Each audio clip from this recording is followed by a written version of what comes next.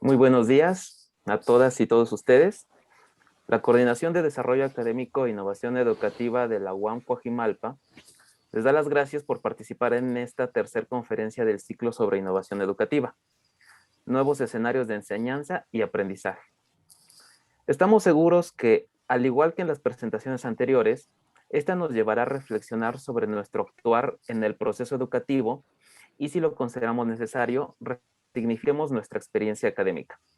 Recordemos que es sustancial que siempre estemos accesibles a aprender, desaprender y reaprender. El proceso docente es dinámico, nunca se detiene. El día de hoy nos acompaña un experto en el área de la educación virtual y de las plataformas tecnológicas, Marco Antonio González Pérez, quien es doctor en psicología por la Universidad Autónoma de Madrid, especialista en gestión de recursos humanos por el Fondo Social Europeo y la Universidad Autónoma de Madrid, y licenciado en psicología por la Facultad de Psicología de la Universidad Nacional Autónoma de México. Actualmente es profesor titular B de tiempo completo en la carrera de Psicología a Distancia en la Facultad de Estudios Superiores Iztacala de la Universidad Nacional Autónoma de México. Es miembro del Sistema Nacional de Investigadores con nivel 1. Sus áreas de interés son la psicología social y política, la aplicación de técnicas didácticas en educación a distancia y el impacto social de las nuevas tecnologías. El doctor Marco es chilango, nació en Tlaxcala, le va a los Pumas, le gusta el cine y los Beatles. El tema de su conferencia es nuevos retos para la enseñanza y el aprendizaje, el uso de plataformas y aplicaciones tecnológicas. Los dejo con su presentación. Al final de esta tendremos una sesión de preguntas. Si así lo desean, las pueden ir escribiendo en el chat y al final se las haremos al doctor. Es importante señalarles que para tener una mejor calidad en la transmisión, les pedimos de favor de mantener apagado su audio y video. Pues muchas gracias, bienvenidos nuevamente y doctor Marco, todo suyo. Bienvenido. Sí, ¿qué tal? ¿Cómo están? Muy buenos días a todos y todas. Espérenme un momentito que se atoró aquí. Bueno, pues muy buenos días. Gracias por la invitación a la UAM Coajimalpa, institución, la UAM en la que he trabajado también. He sido miembro de profesorado de la UAM Coajimalpa y de la UAM Iztapalapa como profesor invitado. Me da mucho gusto estar hoy aquí. Espero que se escuche y que se vea bien esta emisión que estoy realizando. Estoy viendo el chat, agradezco sus saludos, saludos también hasta Argentina, a Astrid Natalie, muy buenos días. Y bueno, pues voy a iniciar esta presentación, la cual es una charla informal, y iniciaré compartiendo mi pantalla. Espero que pase sin problemas. Ustedes me dicen, por favor, cuando se observe. Ya. Ya se ve, bien. Pues mi presentación de hoy, esta conversación, se denomina Nuevos retos para la enseñanza y el aprendizaje, el uso de plataformas y aplicaciones tecnológicas de un servidor. Y bueno, pues iniciaremos con un rápido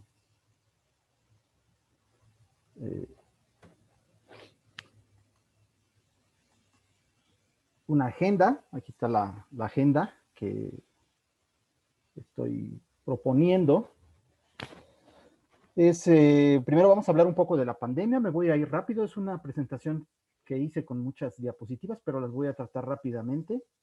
Hablaremos de la pandemia, cómo se ha impulsado la educación mediada por el problema de esta situación del COVID-19 en el país, cómo se ha migrado del modelo presencial al que es mediado por tecnología. Vamos a hablar de las bases didácticas que reclaman, pues, que fundamentan la relación académica a través de un nuevo modelo educativo, utilizando la tecnología. Haremos algunas reflexiones sobre las plataformas rígidas y espacios flexibles de aprendizaje, para terminar hablando un poco de las aplicaciones educativas que he utilizado, y les presentaré algunos algunos recursos digitales de aprendizaje que he desarrollado y espacios donde comparto este material. Bueno, pues aquí podemos ver que, a ver, déjenme ver si puedo mover esto un poquito. Sí. Bueno, para nadie es nuevo esta situación de la epidemia en el mundo global. Sabemos que empezó en el 2019 en China.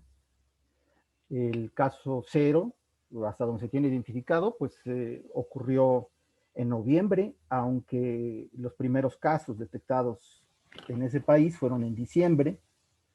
Se empezó a crear una situación de alarma mundial que aterriza en México en febrero del 2020, cuando se detecta el primer caso de infección por SARS-CoV-2 en el país. Y a partir de marzo del 2020, pues estamos en una Jornada Nacional de Sana Distancia, que se le ha denominado así, y que continuamos en esta situación de encierro social. Bien. Las cifras actuales, según fueron tomadas el 11 de abril, hace unos días, ocurre que hay 135.6 millones de casos confirmados en el mundo, con cerca de 3 millones de personas fallecidas. En el caso de México, pues son 2.278.000 casos confirmados y han muerto en el país por SARS-CoV-2 de manera oficial 209.212 personas. Nosotros sabemos que estos datos pues están subrepresentados tanto en los casos de contagio como en los casos de muerte en todo el mundo. Entonces, bueno, habrá que hacer unos ajustes que algunos dicen que es hasta 5 veces mayor de las cifras oficiales, pero los daños de la pandemia han sido tremendos. Esta situación en el país, pues ha hecho, y en el mundo, pero hablando particularmente de México, pues ha hecho que impacte y si la sociedad se reorganice rápidamente en distintos ámbitos. En materia educativa, pues las principales universidades del país, el TEC de Monterrey, la UAM, la UNAM, el POLI y toda la Secretaría de Educación Pública y la educación básica, pues tuvo que entrar a nuevas estrategias para poder continuar dando los servicios educativos y la formación de alumnos utilizando la mediación tecnológica. En materia laboral, pues nosotros estamos aquí precisamente en el teletrabajo, teniendo este tipo de contactos por mediación tecnológica. En materia de salud, pues también se ha hecho toda una reconversión hospitalaria en México y también de modelos de atención. En cuanto a la movilidad social, pues se ha hecho también, se ha transformado en la gente ya evita el transporte público, se utiliza más la bicicleta, se camina más cuando se puede, porque, bueno, regularmente pues estamos en la cuarentena. Y bueno, en materia familiar y en materia social, pues la cuarentena y ha obligado a la virtualidad, a que tengamos poco contacto social. Y eso por no hablar del impacto psicológico, afectivo, emocional que ha traído el hecho de estar en esta situación. Hablaremos un poco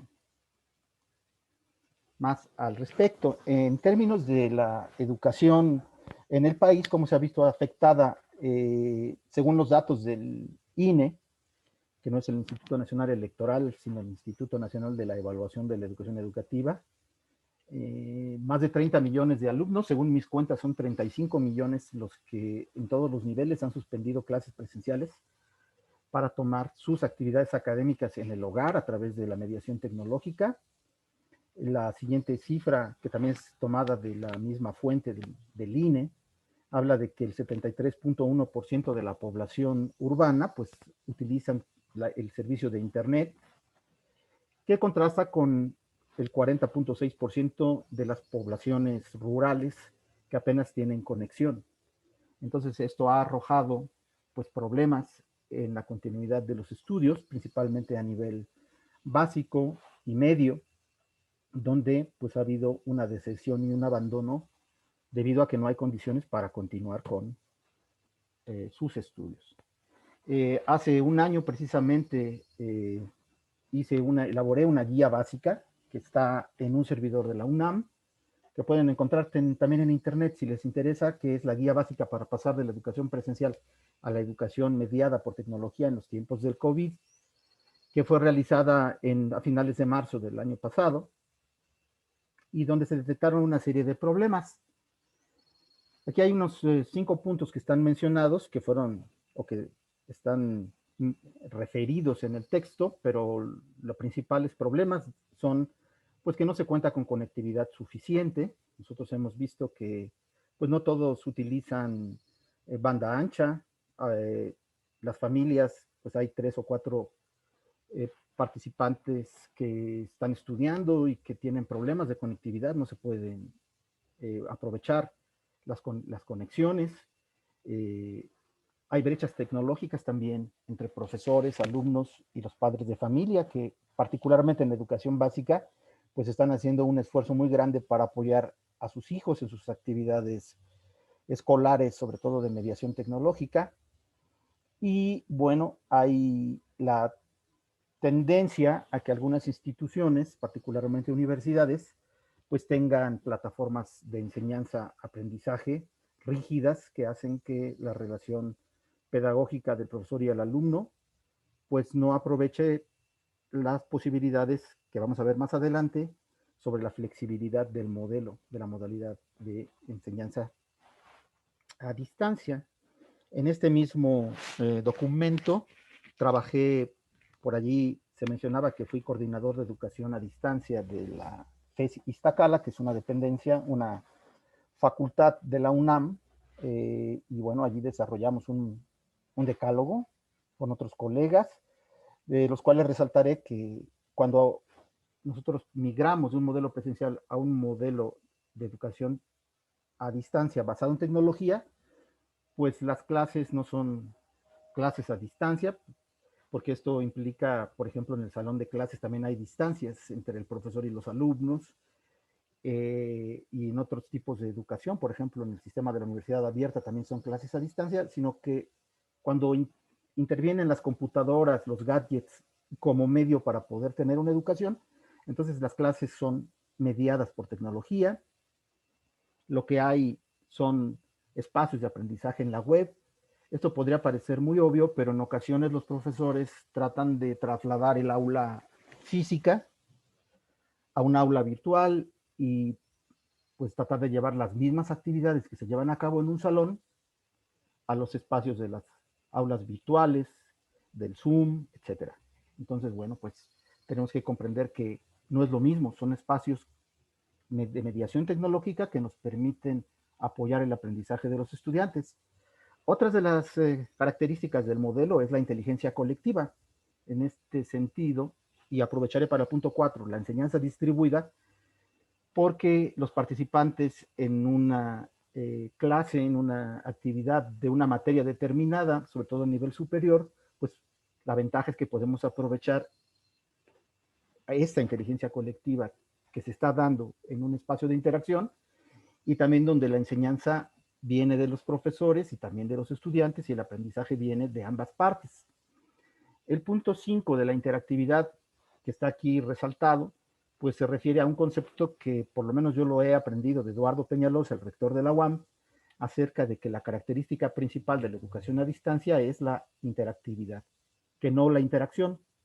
La interactividad es la posibilidad de estar conectados y estar eh, intercambiando dudas, actividades, preguntas, reflexiones, prácticamente en tiempo real, a través pues, de las ventajas tecnológicas. Entonces estamos en un medio interactivo, que es lo que se impone en la actualidad. Me saltaré del punto 6 al 9 para hablar del 10, que se refiere a las actividades que hace un profesor o facilitador o tutor en la educación mediada por tecnología a distancia, que es construir situaciones y actividades de aprendizaje que sean significativos, ya que esa es la función docente en este tipo de modalidad. Lo importante es crear pensamiento crítico y ver los contenidos de la asignatura, pero a través de estas actividades de aprendizaje, de crear actividades de aprendizaje en la interacción educativa. Bueno, hablaré un poco del nuevo modelo educativo en educación superior, que fue, si no mal recuerdo, elaborado por Delors, Jacques Delors, en 1998, donde dice que pues en la universidad, en la educación superior, pues debemos orientarnos, centrarnos hacia el aprendizaje de los estudiantes más que a la enseñanza y al desarrollo de una serie de competencias que se dan en la educación superior y particularmente en la educación en línea que pueden ser transferibles a otros contextos. Aquí quiero hacer una reflexión en el sentido de que, dado que he trabajado mucho tiempo en la educación a distancia desde el Tecnológico de Monterrey y posteriormente en la UNAM, en la FES Iztacala, pues a veces no sabemos identificar ni los alumnos, ni los profesores, ni las administraciones escolares, que los estudiantes que llevan a cabo su modalidad a distancia desarrollan una serie de competencias que no tienen los estudiantes en el modelo presencial. Principalmente, pues el manejo de la información, con la consulta de bases de datos, el autoaprendizaje, la autoorganización, el responder a trabajo en proyectos, etcétera, que son competencias de estos estudiantes que se desarrollan muy bien en la modalidad a distancia. Bueno, pues siendo así el nuevo modelo, haremos algunas consideraciones sobre el modelo tradicional, donde el profesor pues es el que tiene el conocimiento. Recordemos un poco a Paulo Freire en esa discusión que hace de la pedagogía tradicional, en el que el profesor pues tiene todo el conocimiento y los estudiantes pues son eh, espacios vacíos, cuencos donde hay que poner la información y generar ese conocimiento, donde la enseñanza es prima sobre el aprendizaje. Entonces el profesor dicta su clase y el alumno toma notas y reflexiona sobre la exposición del profesor.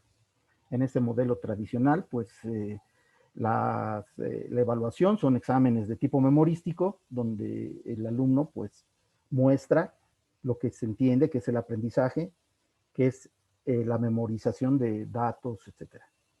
Entonces, bueno, vamos a ver que ese modelo ya ha quedado un poco obsoleto.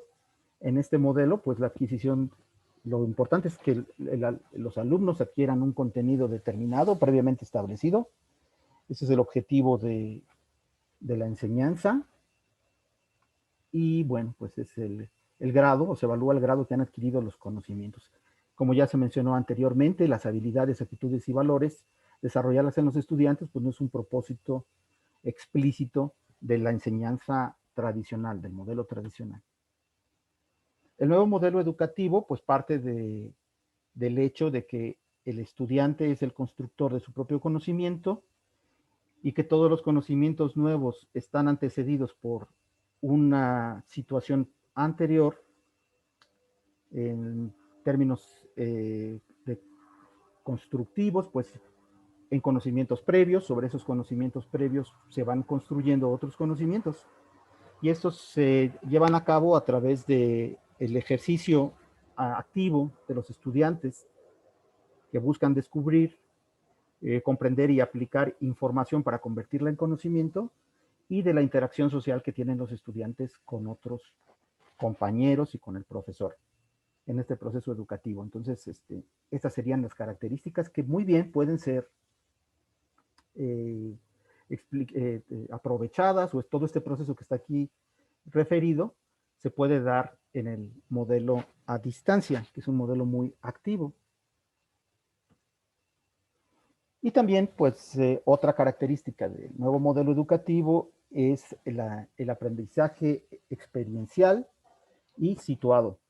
Es el hecho de que todos los contenidos pueden ponerse a prueba a través de una serie de ejercicios de aprendizaje que pues pueden llevarse a cabo en la práctica y sobre todo ubicándolos en el contexto social del estudiante. El impacto del nuevo modelo educativo pues es a nivel cognitivo, de actitudes, valores, etcétera. Entonces, bueno, tiene esas ventajas. Bueno, ahora voy a adentrarme un poquito en los principios de la educación a distancia. Aquí hay un documento que es el modelo educativo del SUAYED de la UNAM, que fue elaborado en noviembre del 2013. Es un documento que es muy interesante. Pienso que es uno de los primeros documentos donde se establecen los lineamientos de una educación a distancia y que ha tenido varias ediciones. Hace cada 2 años se actualiza el documento y que además curiosamente es poco conocido por los profesores y los alumnos del modelo educativo en la UNAM. Tres de los principios que aquí aparecen yo creo que son fundamentales. El primero es la flexibilidad entendida como la posibilidad de que tenemos en el sistema del SUAYED o del sistema educativo a distancia, utilizando tecnología, es que los alumnos pues pueden avanzar a su ritmo. Eso es un poco difícil de cubrir porque hay una serie de requisitos administrativos, pero hay ejemplos muy brillantes en la universidad, sobre todo el bachillerato a distancia de la UNAM, donde hacen que los alumnos pues vayan avanzando a su propio ritmo y que no haya reprobación, sino en las materias cuando alguien no va avanzando de la unidad 1 a la unidad 2 tiene que volver a repetirla hasta que termina las unidades que conforman una asignatura, pues puede pasar a tomar otra asignatura. Pero ahí el alumno, pues a través de la flexibilidad que se genera, pues eh, va avanzando de acuerdo a las condiciones sociales que tiene. La innovación también es una característica, dado que se pueden generar recursos digitales de aprendizaje, tanto el profesor como los alumnos, y tener un diálogo académico didáctico a partir no solamente del trabajo tradicional de hacer resúmenes, hacer trabajos por escrito, sino que se pueden aprovechar la multimedia que se tiene a disposición, tanto el profesor como los estudiantes. Y finalmente, pues el punto número 6 que estoy resaltando, que es la corresponsabilidad en el avance escolar de los estudiantes, que es principalmente una responsabilidad del estudiante, pero también del profesor, que genera recursos, que genera posibilidades para que el alumno vaya avanzando. Bien, ahora voy a hablar de las plataformas rígidas y los espacios flexibles de aprendizaje. Las plataformas rígidas, pues digamos que son, aquí las estoy poniendo en orden de rigidez, no sé si ustedes están de acuerdo con esta selección. La más rígida pues, sería Moodle, después Teams, Google Classroom y después Edmodo. ¿Cuáles son las características de las plataformas rígidas? Pues que existe un control académico administrativo, por lo menos Moodle en la UNAM y sé que en algunas otras universidades lo que se hace es que hay un gestor administrativo que es el que lleva los cursos. Y bueno, es el que está supervisando que el profesor entre y que los alumnos entren y que todo lo que está subido en Moodle como actividades, pues se vayan llevando a cabo en tiempo y en forma. Al menos en el SUAYED de Psicología de Iztacala es así. Se va orientando más hacia la enseñanza porque todo está planeado y las actividades están determinadas en la plataforma. Aquí aparece este concepto de las actividades planeadas, que en el caso, por ejemplo, de Moodle, pues es complicado a veces modificarlas porque hay sistemas de Moodle o universidades que utilizan Moodle que no permiten que se modifique las actividades que están allí subidas. Y tiene un calificador donde cada vez que lleva a cabo las actividades el alumno, pues se van sumando, ¿no? Entonces, en ese sentido, pues Moodle es muy rígido. Esta es una estructura, es un esqueleto que se le puede denominar, que tiene muchas aplicaciones y es muy interesante, pero que tiene esa característica. Teams, a diferencia de Moodle, ya incorpora un sistema de video, de llamadas a través de Teams, y es un sistema de Microsoft que está diseñado de tal forma de que fue pensado para empresas, para trabajo colaborativo en empresas, que es también muy potente, tiene muchos recursos, pero es pesada la plataforma de Teams, o ese es mi punto de vista que la he utilizado. Google Classroom es mucho más amable en su diseño, se pueden cambiar son administradas por el mismo profesor o inclusive el profesor puede compartir la administración con alumnos y uno puede ir modificando, es más flexible Google y tiene la ventaja de que Google Classroom, cuando alguien hace un diseño en Google Classroom, pues une todo lo que es el sistema de Google, de todas las aplicaciones de Google, en el mismo espacio. Edmodo es una plataforma de comunicación, básicamente, que es muy utilizada en la educación básica, donde se le puede dar acceso a los padres para que participen y observen las actividades que están llevando a cabo sus hijos. Tiene un diseño similar a Facebook, es bastante simple para usarlo y les digo, pues es un sistema, una plataforma educativa de comunicación y de supervisión de actividades. Bueno, me interesan en particular estos espacios flexibles de aprendizaje, donde se autogestionan o cogestionan las actividades entre profesores y alumnos, donde se va más orientado hacia el aprendizaje. Hay creación de... La tarea del profesor consiste en crear experiencias para que el alumno las pueda llevar a cabo y la idea es pues poder evaluar más que calificar las actividades en las que estuvo el estudiante. Nosotros conocemos Facebook, la plataforma, la red social más utilizada. Uno puede utilizar Facebook a través de los grupos de Facebook para crear materias. Y bueno, allí pues no es necesaria la autenticación del participante. Es muy flexible, se pueden subir videos, se pueden subir audios, encuestas, discusiones, foros. Es un poco desorganizado Facebook, pero es de fácil acceso y los alumnos pueden entrar sin ningún problema. Recordemos que, como hablaba hace un momento, al inicio de la conversación, pues no todos los estudiantes tienen conectividad en sus casas de banda ancha o no tienen conectividad y tienen que buscar lugares para poder conectarse. Y bueno, en el caso de estas espacios flexibles de aprendizaje, pues lo pueden consultar desde el celular. Twitter es un espacio que poco se ha explotado para la educación. En mi caso, yo la utilizo mucho, yo ahorita les voy a poner unos ejemplos, donde uno puede subir. Twitter permite crear hashtags que son micrositios. Uno puede crear un hashtag, un gato, por ejemplo, una de mis materias es hashtag 902, que así es la clave de mi materia, hashtag 902 coronavirus.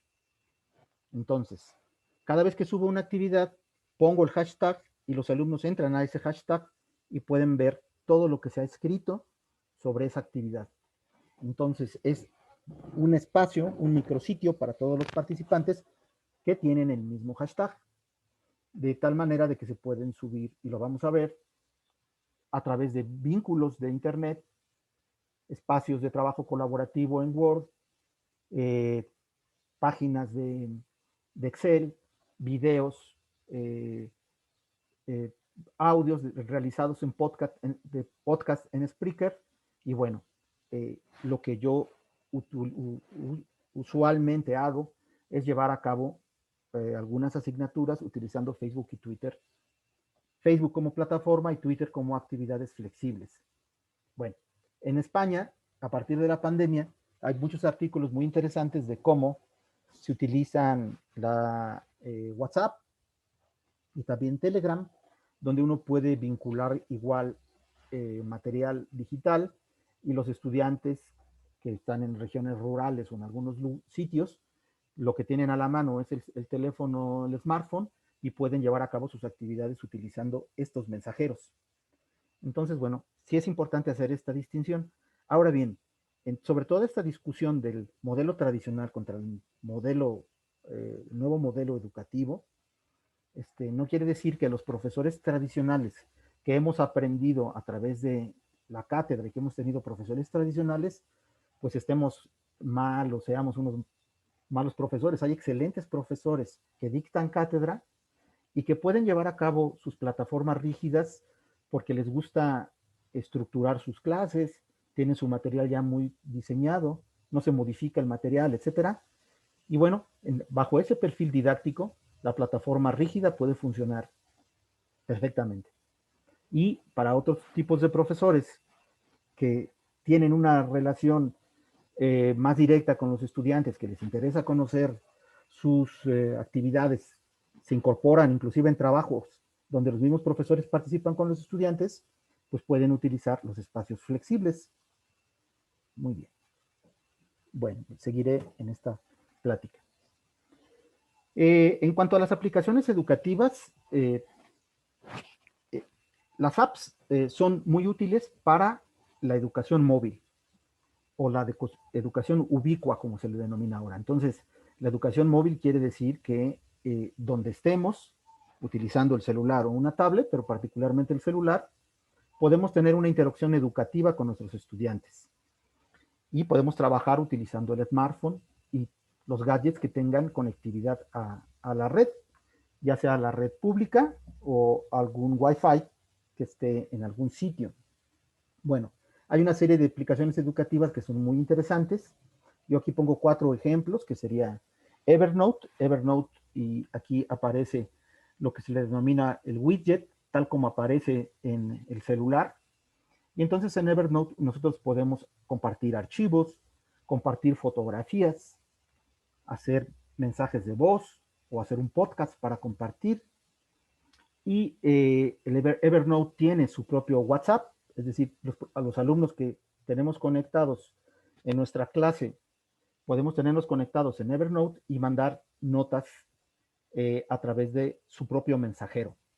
Es muy, eh, es muy importante o muy interesante explotar Evernote como una herramienta de trabajo académico. Eh, Trello, Trello es un sistema que tiene, bueno, tanto Evernote como Trello tienen su versión para el celular, para el móvil y también para la laptop. En Trello lo que se hace es la gestión de proyectos a través de, que anoté el nombre, el método Kanban.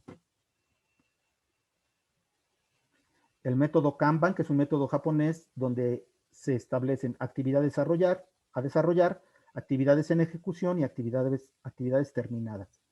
Aquí cada columna tendría esa actividad.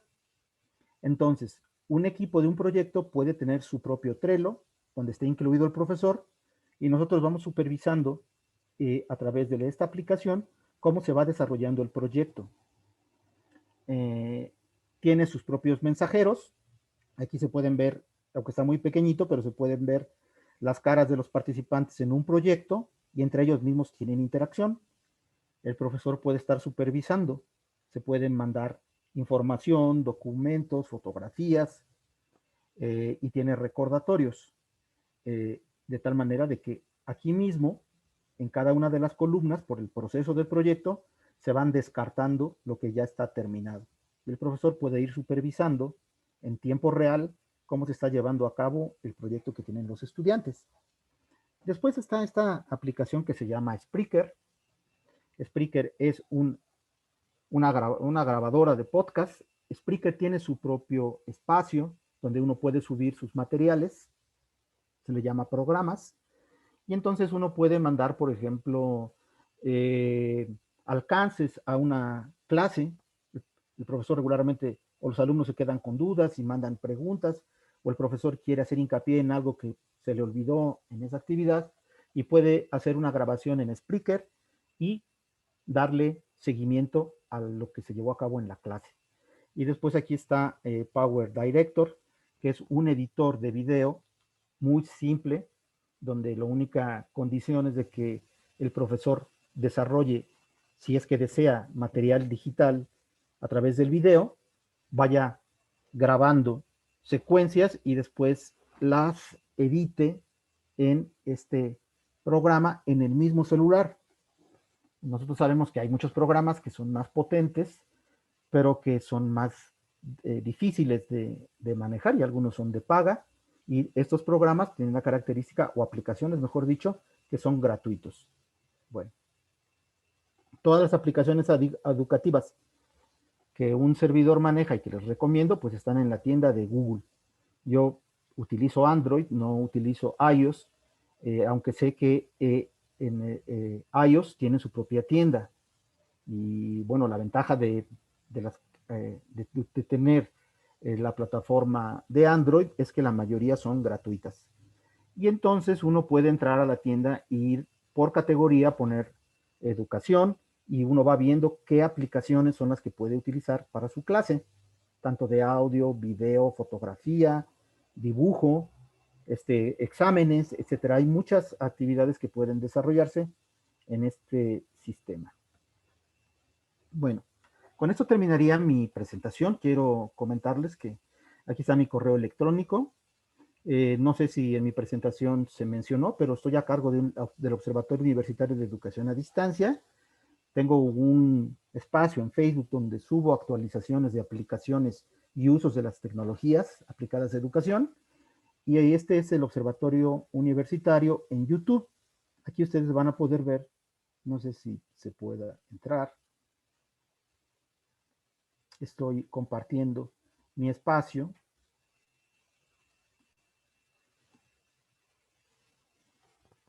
Bueno, este es mi espacio del observatorio, donde hemos desarrollado una serie de materiales digitales o recursos digitales de aprendizaje que se pueden ver en la lista de reproducción.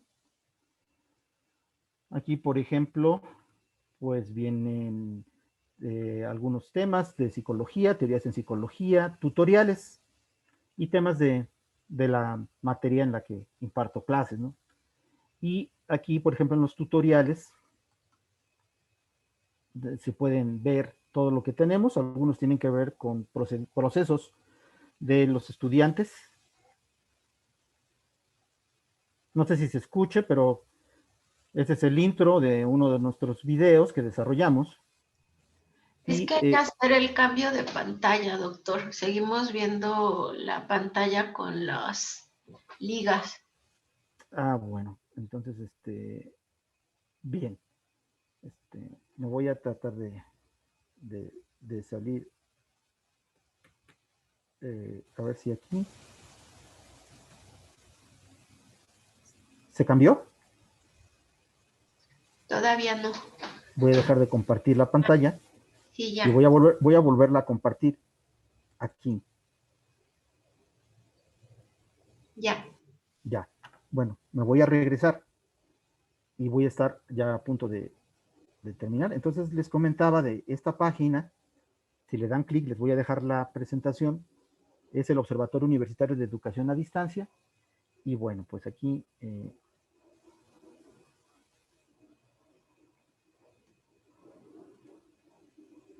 está los canales, las listas de reproducción, donde vamos agregando, por ejemplo, tenemos un seminario de mujeres, donde hacemos una serie de videos, de mujeres en educación superior, rezago y abandono, pero estaba comentándoles de los tutoriales, porque sí es importante. Por ejemplo, eh, aquí tenemos algunos de Audacity. Eh,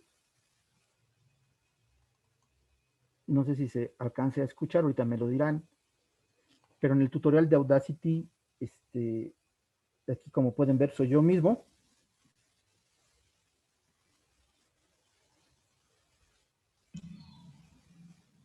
Bueno, voy a adelantar tantita la grabación, donde pues estoy comentando cómo se puede utilizar.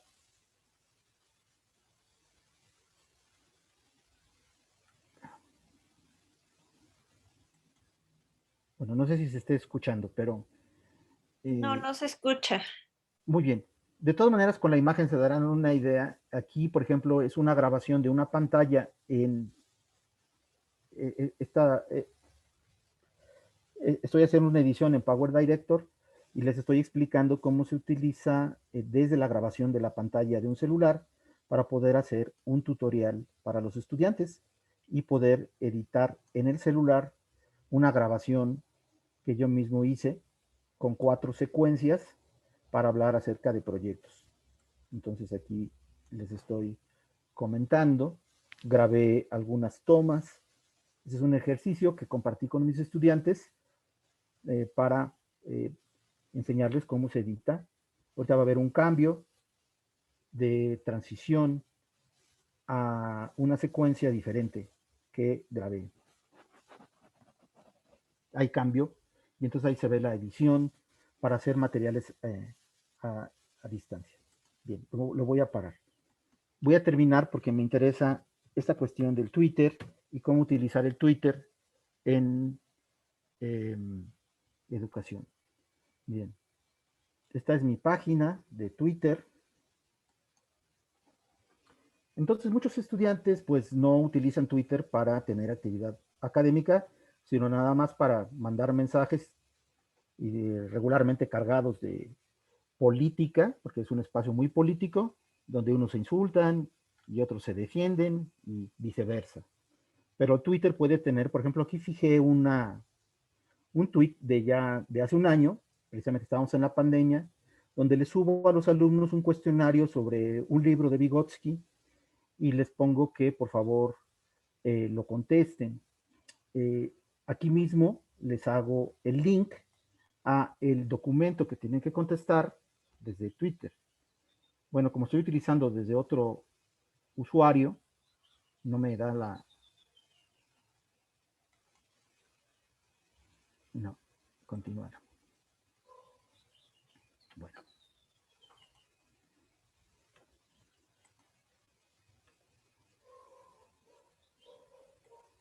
Bueno, aquí es, este es el hashtag de la materia, a ver si puedo entrar, porque aquí estoy directamente, y podemos observar que en esta materia que se llama Coronavirus TS 2020, pues subí una guía para un examen, este es un podcast, y bueno, aquí vienen la grabación que les hice a mis alumnos, con la cara del Dr. House, para que estén preparados para el examen que van a llevar a cabo. Entonces aquí se escucharía la grabación que estoy compartiendo, y después vienen otras actividades. Por ejemplo, esta actividad que aparece aquí, pues es un video sobre algunas pues señalamientos que les estoy haciendo a mis estudiantes. Y bien, entonces la ventaja de Twitter es que podemos contar con estos espacios privados que son micrositios. Puedo subir encuestas como esta del impacto COVID-19 en el desempeño académico. Les puedo subir una lluvia de palabras.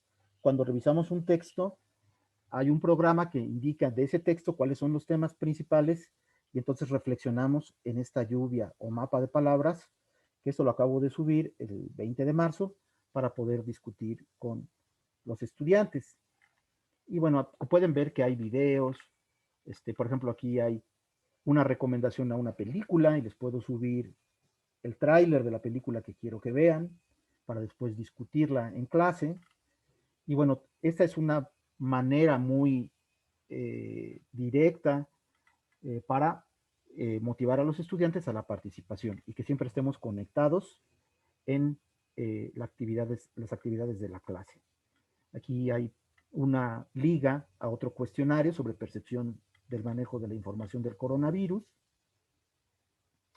Los invito a conferencias, por ejemplo, aquí del doctor de Pablo Fernández, les digo que se inscriban.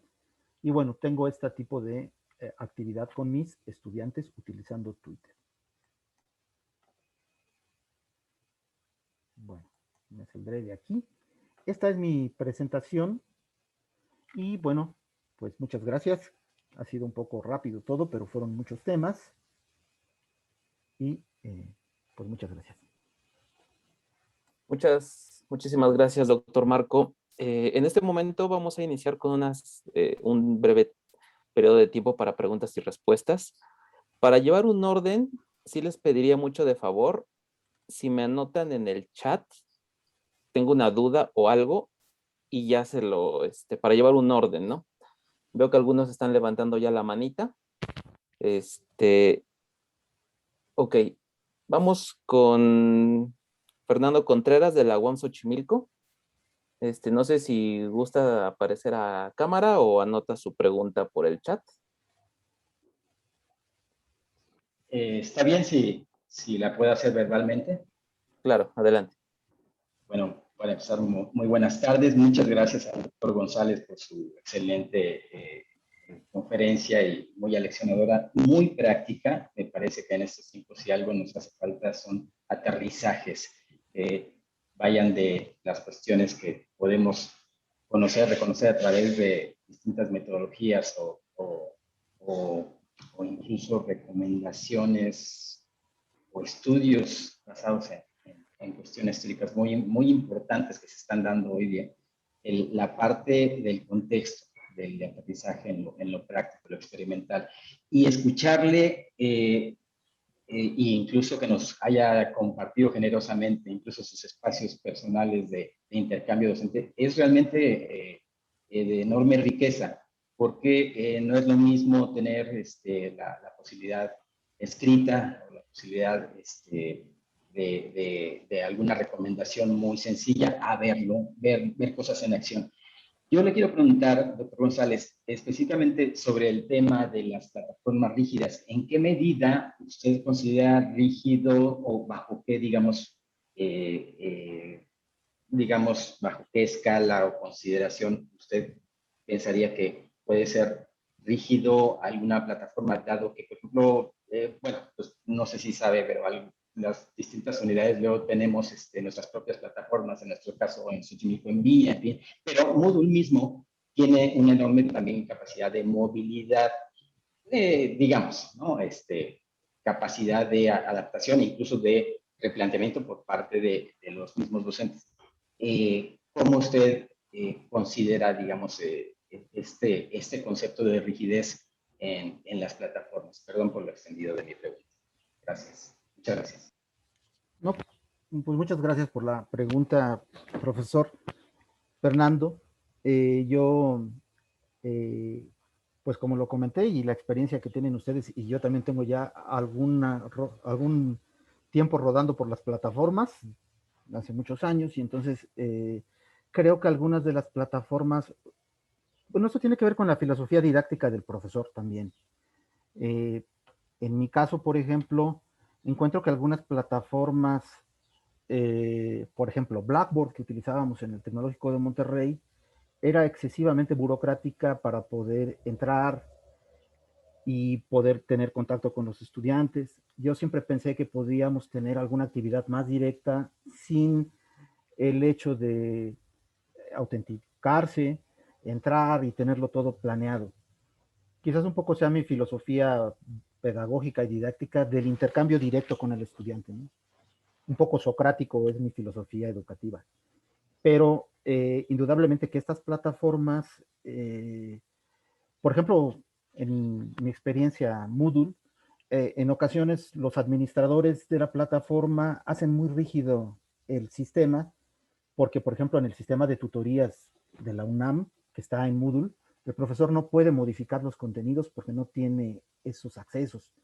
Entonces es cuando, desde mi punto de vista, la administración está sobre una lógica académica, porque yo como tutor del sistema de tutorías no puedo modificar actividades.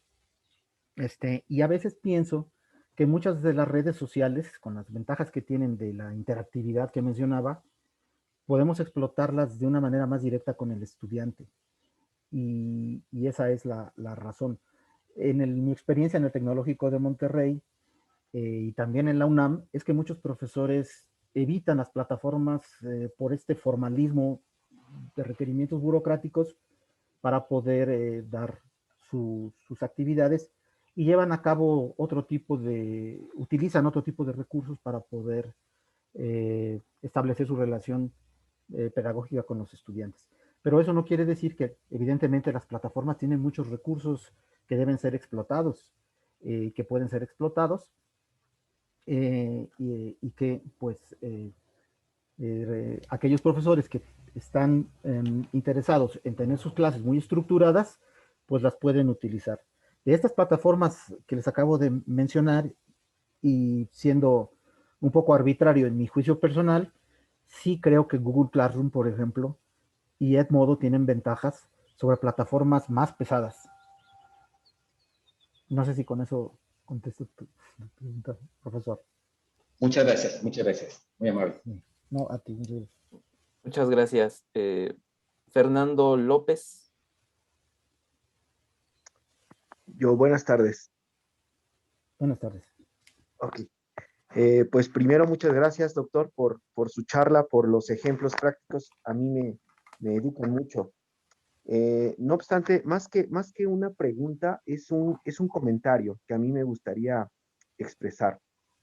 En este tiempo que hemos permanecido en casa, los estudiantes nos enseñaron cómo se pueden volar una clase desde sus casas. Yo no creo, o no asumo que mis materiales sean los mejores, pero sí he invertido tiempo en generar videos, en generar tutoriales, en generar materiales, y los alumnos no los ven.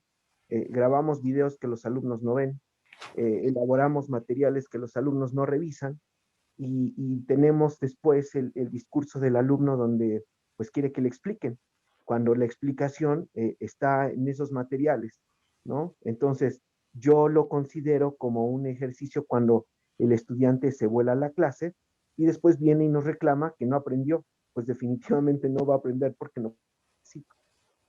Y el ejercicio de enseñanza, ya sea a distancia o presencial, es un puente, y un puente no se sostiene de un solo lado. Me parece, desde mi perspectiva, que lo que faltó fue imprimir en el estudiante la responsabilidad que debía asumir, porque todo se lo dejó a la escuela. Y desafortunadamente, desde el año pasado, se han vivido experiencias lamentables en las que el alumno, aunque no haga nada, se le aprueba porque está en pandemia, ¿no? Y esa situación acarrea otros problemas que desafortunadamente nuestras autoridades ignoran, pero en la que al alumno ya no se le puede exigir porque ya no tenemos argumentos para hacerlo. El alumno va a estar esperando a que la situación se repita y pase lo mismo, ¿no? Yo en la actualidad tengo alumnos que de verdad desde el mes de enero ni siquiera un hola me han dicho, porque muy seguramente están esperando eso, ¿no?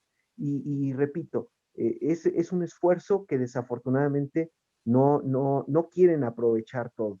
Y digo no quieren porque es bien triste ver que el alumno no puede conectarse a una sesión, a una explicación, pero publica cosas cada hora en Facebook. Para eso sí tiene tiempo, para eso sí tiene interés, pero no para la escuela. Entonces me parece que más allá de esa capacitación muy necesaria en el diseño de materiales para la educación a distancia, pues sí deberíamos de buscar estrategias para que el estudiante asuma el rol protagónico que le confiere la literatura en el proceso de aprendizaje. Muchísimas gracias. No, pues muchas gracias a usted, profesor. Creo que todos hemos vivido este tipo de experiencias que han sido pues novedosas por la situación de la pandemia. Yo pienso que una de las ventajas que nos da la mediación tecnológica y el trabajo educativo en línea es de que los alumnos también pueden hacerse corresponsables en actividades de equipo.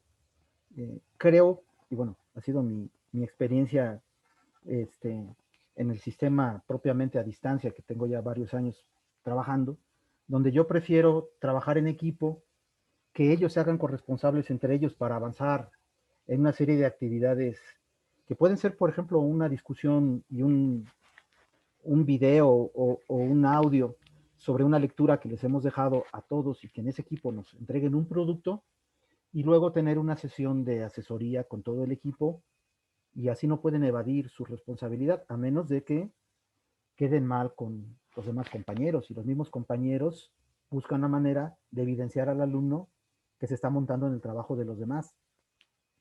Creo que esa sería también una buena estrategia, y que además pues es ideal el trabajo colaborativo utilizando las tecnologías.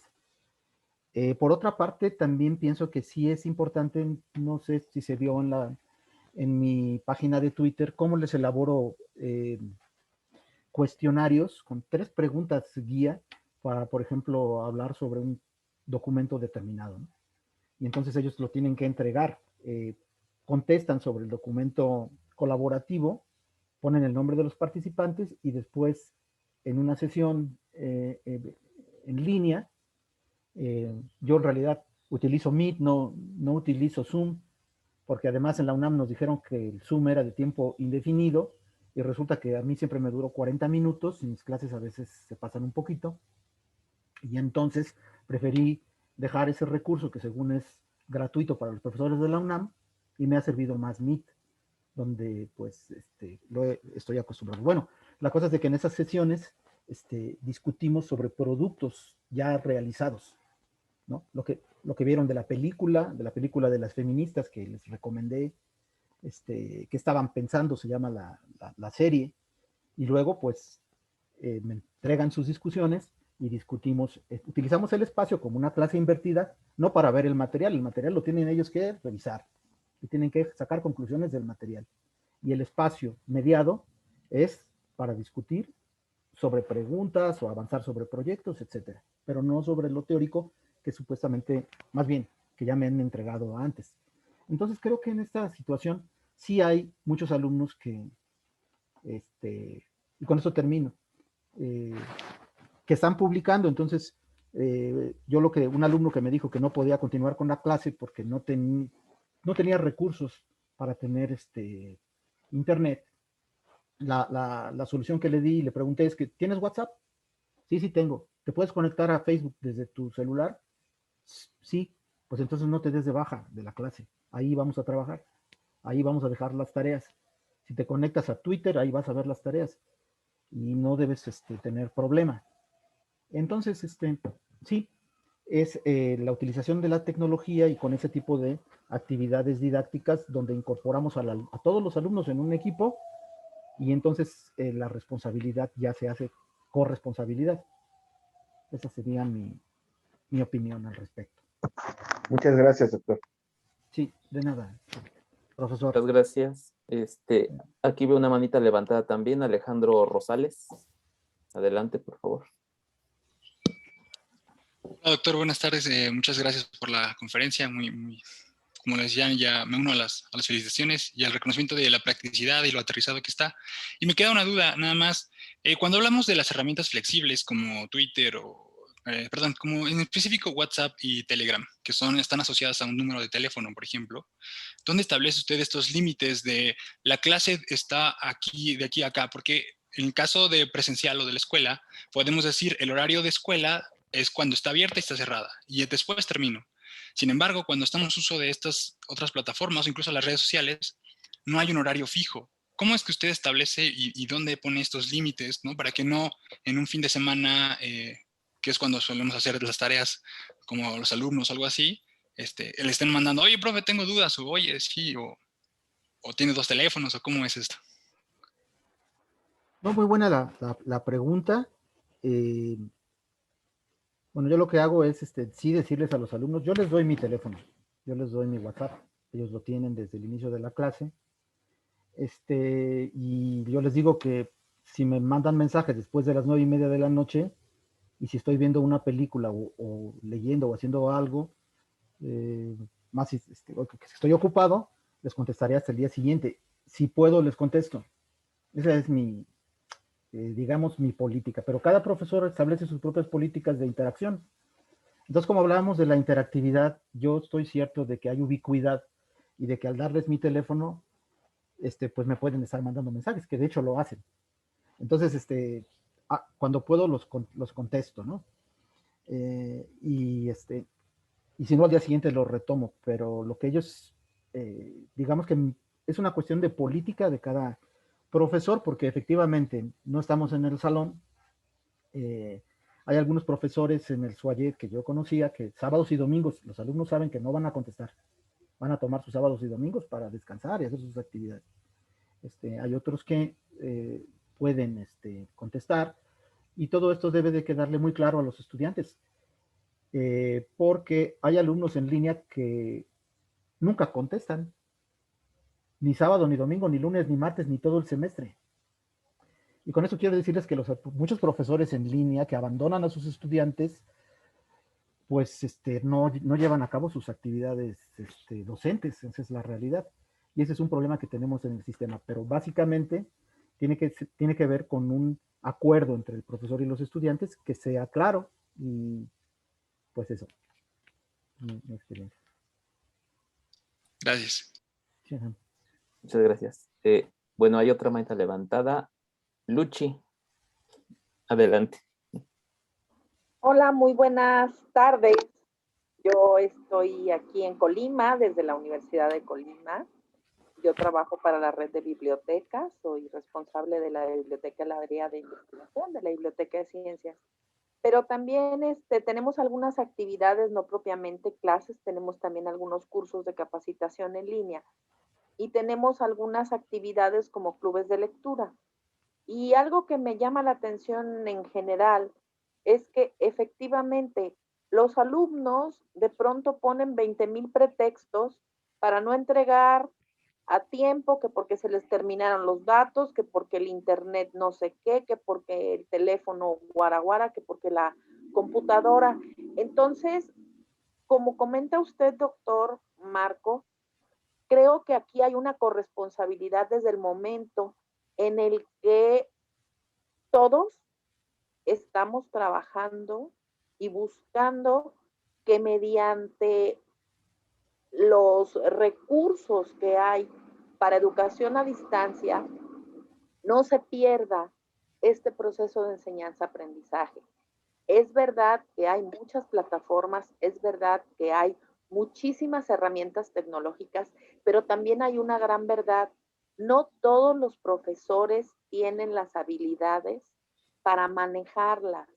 Entonces, no sé si también es parte de las instituciones el buscar que su planta docente tenga capacitaciones. No quiero hablar de alfabetización tecnológica, ni de alfabetización informacional, ni de gestión de la información, pero sí es una realidad que no todos los profesores tienen ni el conocimiento, ni las capacidades, ni las habilidades, sobre todo, para manejar ni siquiera todas las herramientas que están inmersas en Google. Usted hablaba, por ejemplo, del Meet. Ahí se puede conjuntar que el calendario, que el Drive, que fotos, que el Classroom y 20,000 cuestiones que son parte de Google.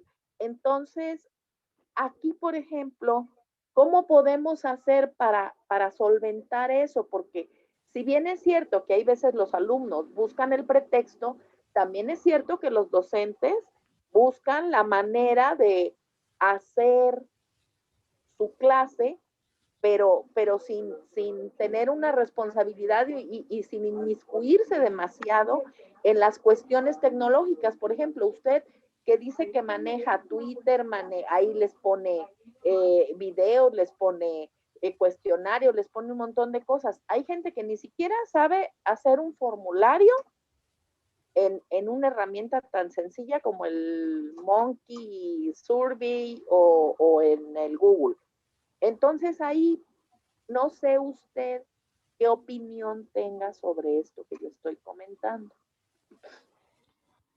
Bueno, pues yo, muchas gracias, profesora, por su comentario, y es una realidad absoluta, porque el sistema de educación a distancia, la parte principal donde se rompe o donde no puede no seguir avanzando es la parte docente.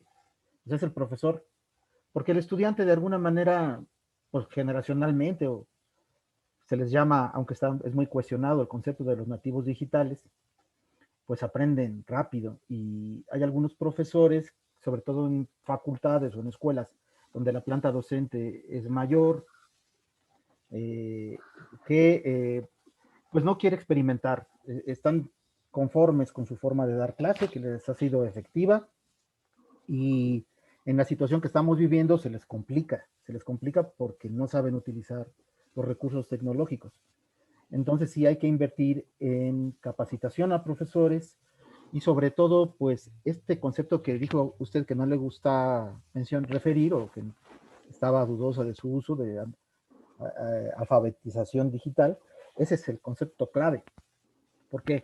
Porque hay profesores con distintos niveles de uso de tecnología y una estrategia que utilizamos en la Facultad de Psicología de la UNAM, en el sistema de universidad abierta, donde me invitaron a dar una capacitación, fue hacer grupos mixtos con diferentes niveles de uso de la tecnología y ponerlos a hacer proyectos, de tal manera de que los profesores que tenían menos nivel de uso de recursos tecnológicos aprendieron rápido, ¿no? Basado en esta teoría de Vygotsky, de los niveles de brechas de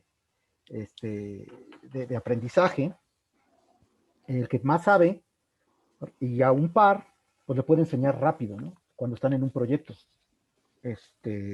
Zonas de desarrollo próximo es el concepto que se utiliza. Entonces, haciendo grupos de alfabetización digital, que no se llamó así, pero donde sabíamos que había profesores con distintos niveles, las mismas necesidades de resolver un proyecto hizo que profesores que tenían prácticamente nulo conocimiento de aplicaciones y de programas, al término del curso aprendió bastante.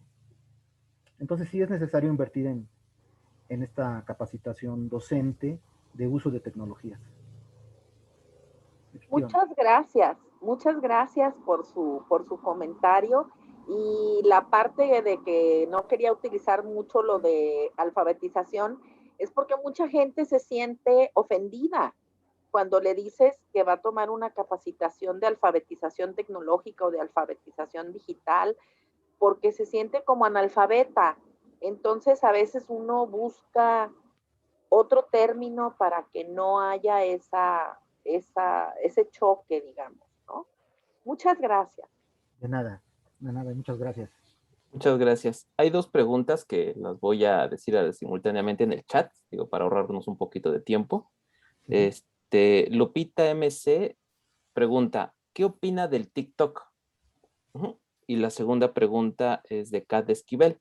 Dice, la cantidad de recursos que utiliza una hora de Zoom y una hora de Facebook no es la misma, hablando de la cantidad de megas que consume y velocidad de internet necesaria. De las opciones que nos presentaste, ¿cuál es la mejor opción? Tomando en cuenta la facilidad de crear, compartir y descargar contenidos y la cantidad de recursos que utiliza. Muchas gracias. Pues muy bien. A la primera pregunta, ¿qué opino del TikTok? Mi respuesta es que yo veo mucha gente bailando en el TikTok. La verdad no sé si tenga alguna otra utilización. Sé que sí. Sé que inclusive hay quien ha comentado que se puede utilizar pues desde una manera académica o didáctica. He visto algunas cosas de TikTok que me resultan muy lúdicas. Por ejemplo, el futbolista Luis el Matador Hernández, que tiene un TikTok que me divierte mucho. Y si quieren pasar un momento de diversión, lo pueden ver. Pero pienso que para crear experiencias de aprendizaje, lo lúdico también es importante. Entonces uno puede buscar alguna situación y luego procesarla en TikTok y dejar a los alumnos para que reflexionen. Lo mismo con memes, aunque algunos dicen que los memes pues no tienen ninguna relevancia. Hay unos memes muy inteligentes o videos cortos. Hay una aplicación que se llama Speak en Android. SpeakPic se llama SpeakPic, donde uno puede elegir la foto de un personaje. Yo lo utilizo, por ejemplo, pongo la foto de Sigmund Freud y esa foto hace que su boca se mueva. Y entonces yo lo que puedo hacer es hacerles preguntas sobre una lectura. Entonces pongo a Freud, he puesto a Bill Gates, he utilizado a varios personajes, al mismo Vygotsky, comentando o haciéndoles preguntas, entonces se los subo. Y les llama mucho la atención esos tipos de utilización de pequeños recursos tecnológicos, lúdicos, que pueden ser interesantes para la enseñanza, ¿no? se utilizan como pretextos como disparadores de alguna reflexión. Igual las fotografías uno las puede modificar a través de muchos programas que hay también en Android. De hecho, yo he dado cursos en la UNAM sobre utilización de diseño de fotografías, manipulación de audios, cambiándoles el audio, en fin. Entonces, sí se pueden utilizar como disparadores de una reflexión determinada. Esa es mi utilización. Y en cuanto a los recursos que se gastan, pues efectivamente los recursos que más se gastan son en los videos en streaming, las videoconferencias en streaming. Y hay algunas otras que gastan menos recursos. Hay, por ejemplo, uno que se llama Padlet. Es una aplicación donde uno puede inclusive diseñar su curso y subirlo en Padlet. No sé si conozcan ese programa, se los recomiendo, donde también a manera de post-its está la unidad 1, la unidad 2, la unidad 3, la unidad 4, con una serie de ligas, y uno puede en este programa de Padlet grabar directamente de la computadora audios, videos y subirlos en el programa. Es muy interactiva, no gasta muchos recursos, puesto que los podemos utilizar desde la computadora y se pueden utilizar para diseñar todo un curso, o si no, partes del curso. Sería eso. Ahora, ¿qué aplicaciones vamos a utilizar? Yo pienso que deberíamos decidir en una plataforma o una plataforma flexible, que es la que va a ser el eje del curso, poner actividades para que los alumnos ahí se concentren. Que lo más básico podría ser un correo electrónico, pero que ya está en desuso. Podemos utilizar un Facebook o Edmodo o Google Classroom, y a partir de ese eje empezar a llevar a cabo actividades utilizando otras herramientas tecnológicas, utilizando como eje de la clase una plataforma determinada, ya sea rígida o flexible. Esa sería mi respuesta. Muchas gracias. No sé si haya una última pregunta. Bueno, vamos con una última pregunta. Nicolás Rivera, adelante, por favor. Bueno, buenas tardes ya. Sí, buenas tardes. Yo es una pregunta con un comentario. Bueno, en mi caso particular, ¿cómo manejar, por ejemplo, una clase o un currículo, hablando de las artes escénicas, por ejemplo, poderlo llevar mediante estas plataformas? Lo he tenido que hacer por la necesidad, ¿no? Del entorno en el que vivimos, pues, ¿no? Ya sabemos todo lo del COVID, pues, ¿no? Pero me quedan muchas dudas sobre si realmente estén llegando de manera concreta los conocimientos, si he modificado muchos planteamientos, pero si en esas modificaciones se ha perdido algo. He tratado como de ser muy analítico y observar cuáles son los beneficios y las ganancias de una y otra manera, pero me sigue quedando esa incertidumbre, pues, ¿no? De cómo llevarlo. La pregunta en concreto sería, ¿conoce usted algún proceso o algún trabajo donde se haya llevado este tipo de por ejemplo, enseñar teatro o danza en un nivel como superior de licenciatura de manera profesional con alguna plataforma especial o específica, y qué resultados han tenido? Es como una pregunta en general. Gracias. Sí. Muchas gracias, profesor. He visto tutoriales, por ejemplo, no sé si, bueno, sigo a un profesor que hace flamenco, que he visto algunos de sus videos en YouTube, donde está haciendo videos, obviamente, y hay algunas cuestiones técnicas donde hace acercamientos, donde le pregunta a otras personas que están allí junto a él, cómo llevaron a cabo ese ejercicio, etcétera. Es decir, no solamente es los videos en una toma abierta, sino ya inclusive acercamientos, zooms, etcétera, para poder hacer un video técnicamente más completo. Es lo más cercano que he visto sobre artes escénicas y eso, ¿no? Y algunas teóricas, ¿no? Pero creo que la dificultad que hay en estos tiempos es que muchas cosas que son prácticas, y ese sí es una limitación, ¿no? Real, las cosas que son prácticas, que hay que darle seguimiento. Estoy pensando, por ejemplo, en un odontólogo, en un profesor de danza, que tiene que estar con el aprendiz a un lado, pues va a ser muy difícil que el aprendiz lo haga, o en medicina, como dice el profesor Nicolás, si no está aplicando, si no está llevando a cabo la actividad práctica. Entonces es una limitación. Uno puede hacer laboratorios virtuales o prácticas virtuales o videos que son de mucha ayuda para el estudiante, pero hasta que no vuelva otra vez al escenario, pues no lo va a aprender, esa es la realidad. O que no vuelva otra vez al consultorio a ver dientes, pues no va a poder quitar una caries, eso no se hace de manera teórica. Esa es una restricción, pues que la educación a distancia no puede solventar. Esa es la verdad. Profesor. Gracias, gracias. Sí. Bueno, pues muchas gracias, doctor Marco, por su participación. Ya dejó sus redes sociales, Twitter, por lo que vi. Ajá, puse mi Twitter para que vean cómo manejo mis clases en Twitter de manera informal. Es @mgonzalezperez. Si me buscan por internet, por Facebook, pues es que escribo muchas cosas allí en Facebook, pero tengo un programa donde hablo sobre psicología, que lo transmito cuando tengo tiempo, pero transmito al menos 2 veces por semana. Y que está en Facebook Live, y es Marco Antonio González. Como mi cara es muy distinguible, cuando vean mi foto, pues ahí me dan de alta. Entonces, doctor, la película o serie que platicó acerca de género, ¿dónde está la serie que estaban pensando? Perdón. ¿En qué estaban pensando? Se llama ¿En qué estaban pensando?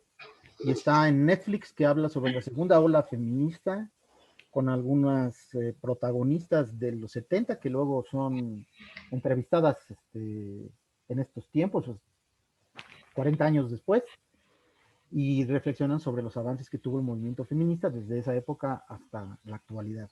Se las recomiendo mucho. Y es una buena película para reflexionar sobre cultura, política, etcétera, con las estudiantes y estudiantes. Muchas gracias.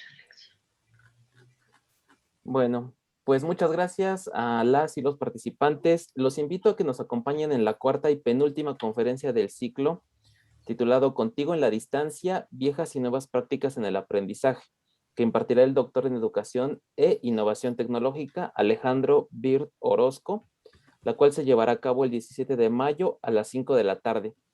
Para el registro, seguiremos el mismo mecanismo. 1:30 se abre el registro en Eventbrite, y pues ahora sí que les llegará también por correo, como siguiendo la misma mecánica.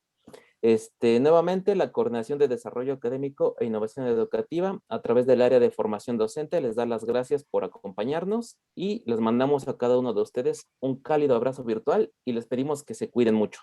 Cuídense. Gracias. Igualmente, gracias. Gracias. Gracias. Hasta luego, gracias. Muchas gracias. Y hasta la próxima. Buenas tardes. Cuídense mucho.